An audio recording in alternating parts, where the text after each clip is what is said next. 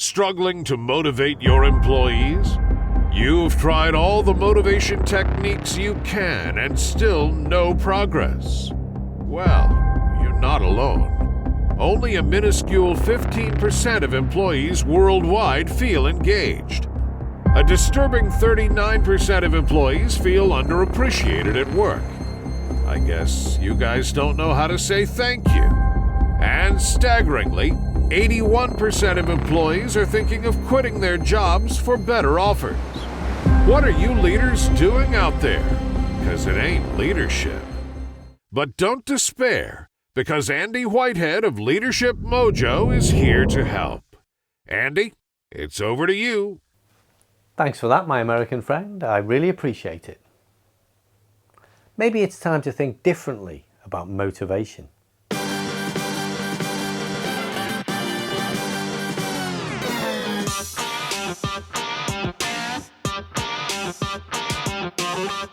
Hi, I'm Andy Whitehead and welcome to Leadership Mojo, where everything we do is focused on making you a better leader.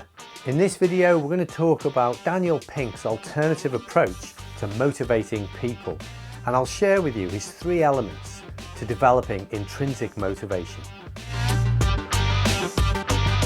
We tend to think about motivation as the fear of a consequence or the attraction towards a reward, kind of like the positive or the negative, or the carrot and the stick. The work by Daniel Pink challenges our assumptions that motivation is delivered externally or extrinsically. Instead, he argues that we should be developing motivation from within people, or intrinsically. But what is intrinsic motivation?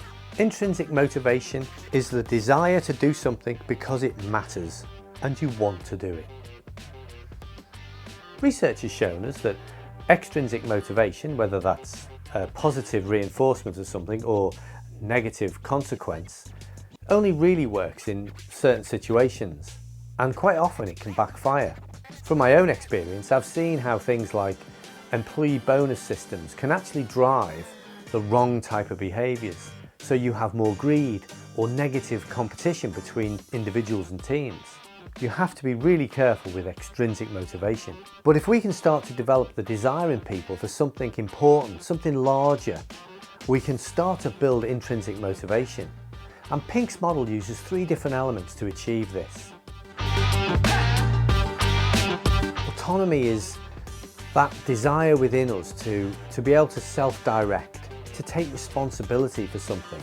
Next time you're delegating to your people, why not try and give more ownership of a whole project instead of dishing out tasks piecemeal? You might be surprised what happens. Mastery is about our inbuilt desire to get better at something, to become an expert, or even to become a master.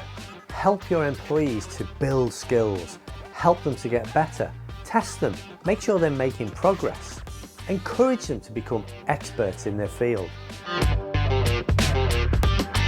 Purpose. Pink argues that this is the most important element for developing intrinsic motivation, and it's all about helping people connect to a greater cause, to a higher purpose.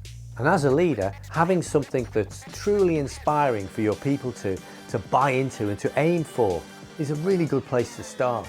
So how can you build intrinsic motivation in your workforce? Maybe it's time to throw away the carrot and the stick and start to look inside your people, see what buttons you can press to really build motivation from within them.